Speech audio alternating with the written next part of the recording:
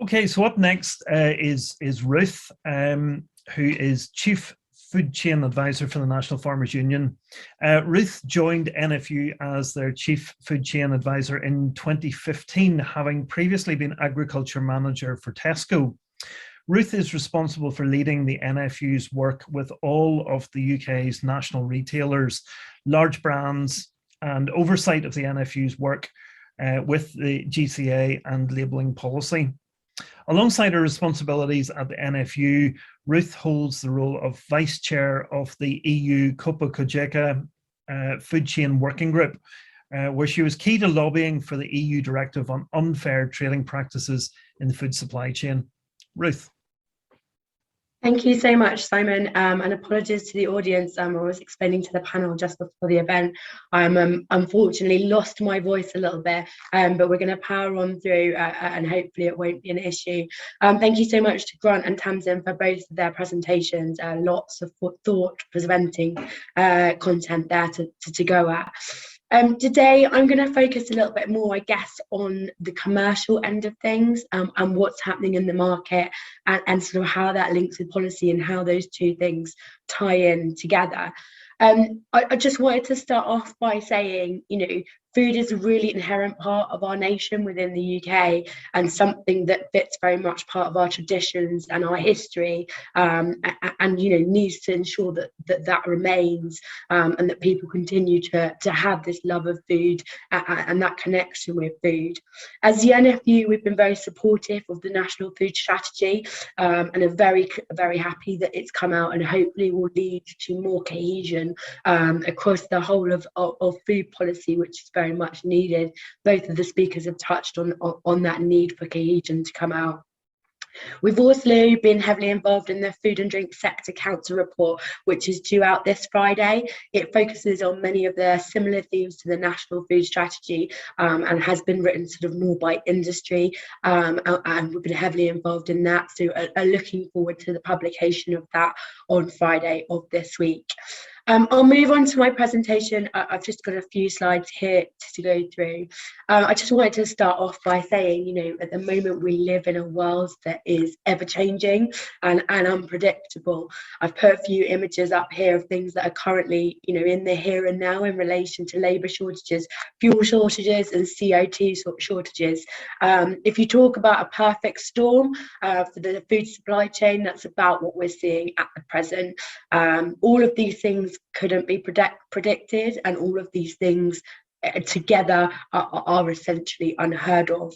I think what we need to sort of maintain in terms of our minds, though, is that we have an incredibly well-developed food system within the UK, and despite all of these challenges at the moment, still managing to get significant proportions of food on shelf and that accessible to the consumer. That speaks volumes to the systems that we do have and the sort of lengths that our supply chains go to offset these challenges that we're seeing. Unfortunately, I don't think these challenges are going to go away. Even once these have, other things are likely to raise their head and to cause issues within the supply chain. As we've seen, COVID has had a significant impact on consumers and in many cases has fed sort of into the significant challenges I've just spoken about. And whilst we've got a fantastic adaptation of supply chains, that doesn't sort of take away from the challenges and the policies that's required for those to continue to develop and meet in line with consumer demand. I wanted to put a couple of these slides up in relation to COVID and its impact on consumers, because when we're looking at the development of policy, what is absolutely fundamental is that we're considering what customers want and what the population needs. That's ever evolving and ever changing, and some of these sort of statistics actually sort of point that out.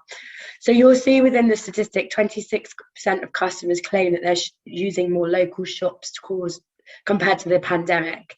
That's no surprise. I think people are staying closer to home. Local shops doesn't necessarily mean local food, and quite often I think as policymakers we sort of have a view that local is preferential and that more people are wanting to shop in that way.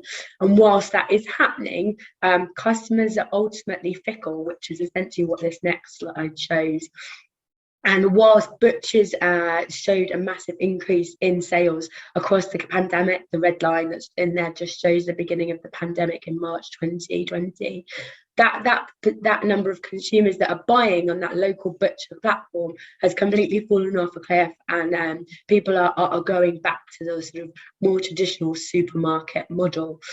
So what customers say they do and what they actually do in practice is significantly different, and I think that's something just worth bearing in mind in the policy development, particularly when we're looking at environment and welfare.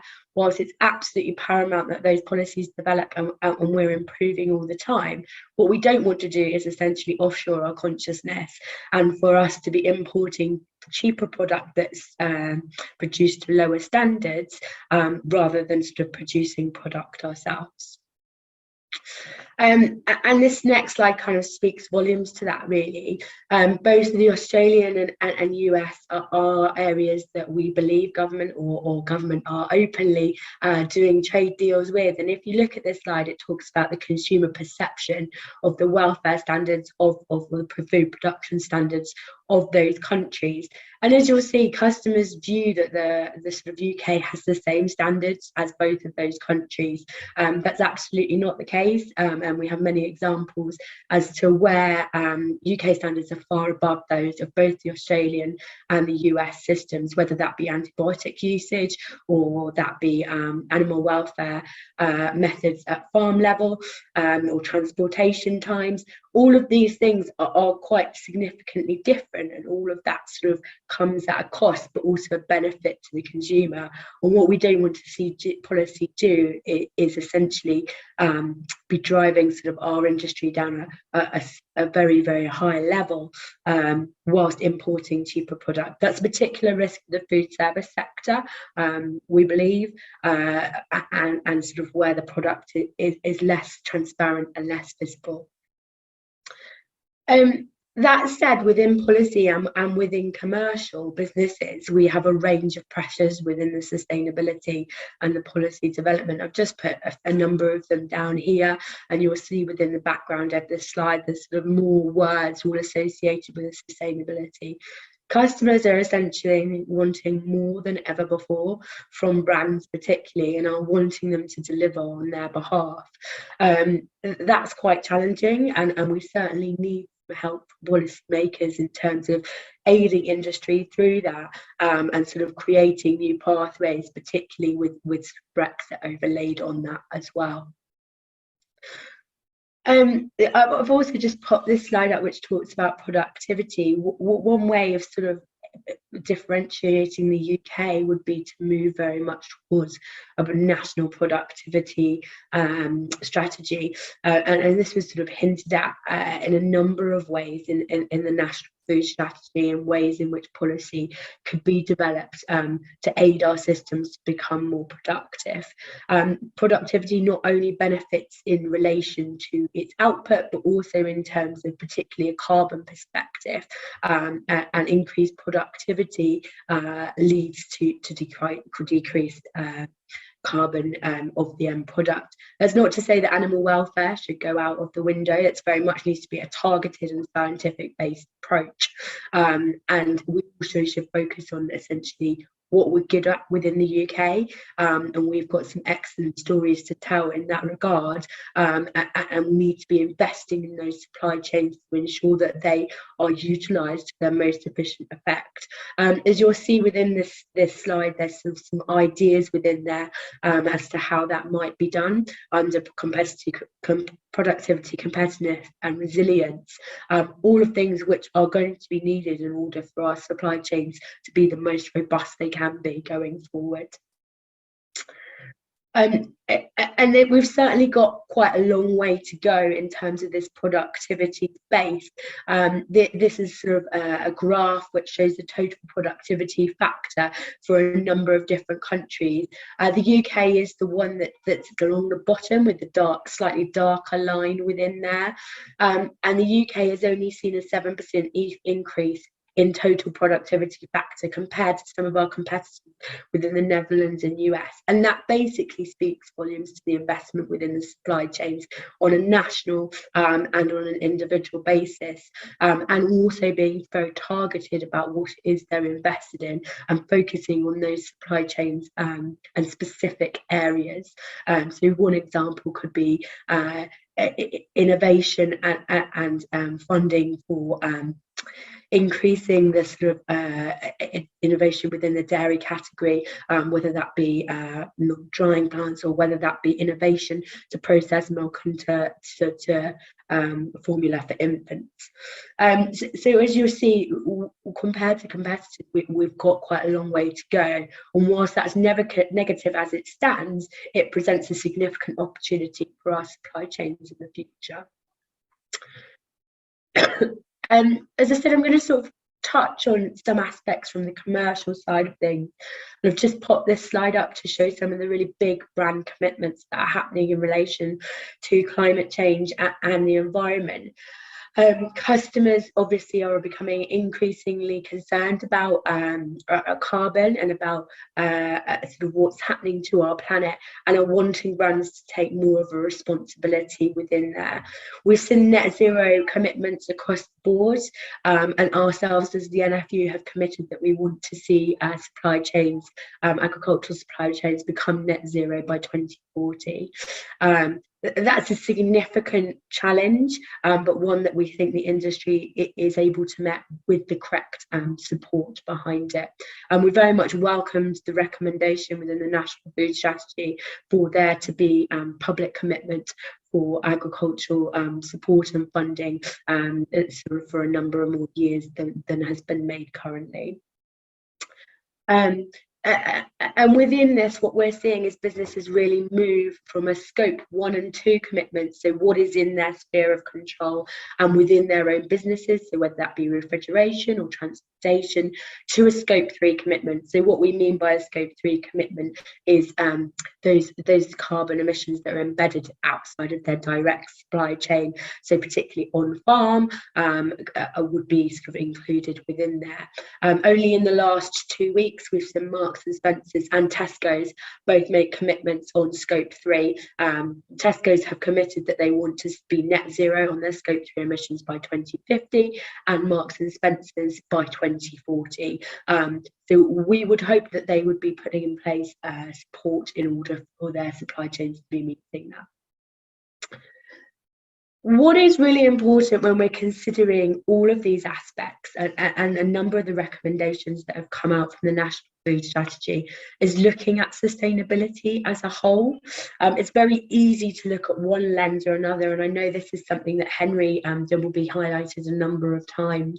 You know, whether that be the water lens or the carbon lens or whatever it might be. Very often there's trade-offs within there, so particularly looking at animal welfare, you can increase animal welfare, but often by doing that you're increasing your carbon emissions. So what we need to be doing is looking at sustainability of a whole and developing policy as a whole. That's why we have been so supportive of sort of a cohesive policy to allow us to be able to do that. As a UK, we're very well placed to be able to sort of be meeting the challenges, particularly in relation to carbon. We have a very low carbon footprint in comparison to a number of our competitors. So within dairy, there's 278 million dairy cows across the whole world. If all of those were to be producing to the same productivity level as UK cows, we would only require 76 million cows to produce that same amount of milk. Obviously, with that comes massive benefit in terms of methane reduction as well. So what I'm trying to articulate by this figure is the UK is actually very well placed, and we need to remember that from a trade perspective as well when we're sort of setting up trade deals across the board. We also must not generalise in relation to food either, and it's important that we consider the dietary aspects as around. There's many micronutrients that are delivered by milk and meat products, and whilst they have a higher carbon level, we need to understand that micronutrients are very important within the diet, and there's certain subsets of our population in our society who are already stretched in relation to those micronutrients, and being able to achieve those as part of their diet. And that sort of feeds to the same point about not demonizing one food over another. We all need to strive towards a healthy, sustainable diet, but whilst not cutting out great swathes of our sort of food demographic. So I've just put up some sort of end points here. Firstly, to say the customer is fickle, and we need to get the policy right to help the customer be able to meet the challenges that they need. That needs to be targeted and scientific based, and not based on emotion. It's very easy to sort of take an emotional response to much of these challenges. All of us have an emotion associated to our food, which is why it's so important that it has that scientific rigor behind it, and coherence required in order for that to be achieved. We also need to invest to have impact. So obviously I talked about productivity and particularly achieving net zero. We need to invest both in terms of a trade exportation perspective to allow us to maximise our opportunities, but also to be able to maximise those opportunities around productivity at home as well. So I'm going to leave it there and say thank you very much for the time and allowing me to speak as part of today's panel session. And my voice has held up, so that's positive. Yeah, listen, thanks, Ruth. Your voice did very much hold up, and listen, that was fantastic. There's I scribbled down a handful of really interesting points there, which I think we'll be able to pick up again during the Q&A. But we'll give your voice a little bit of a break, just right now. That piece about fickle customers is certainly holds true. We had done a piece of work at the British Veterinary Association around sustainable animal agriculture, and looking very much at the role of farm quality assurance schemes and things like that. And quite often, whenever you go out and you speak to the public, and they have a vision of free range and grass fed and all the rest of it, but actually, unfortunately, we're still seeing that some of their their buying habits aren't necessarily choosing the higher welfare production systems, and it ultimately comes down to what people can afford. And you touched on that piece around whole sustainability, getting that balance between some of what we consider to be the important sustainability parameters and actually what the general public can afford. So thanks, Ruth. We'll come back to you again during the panel session.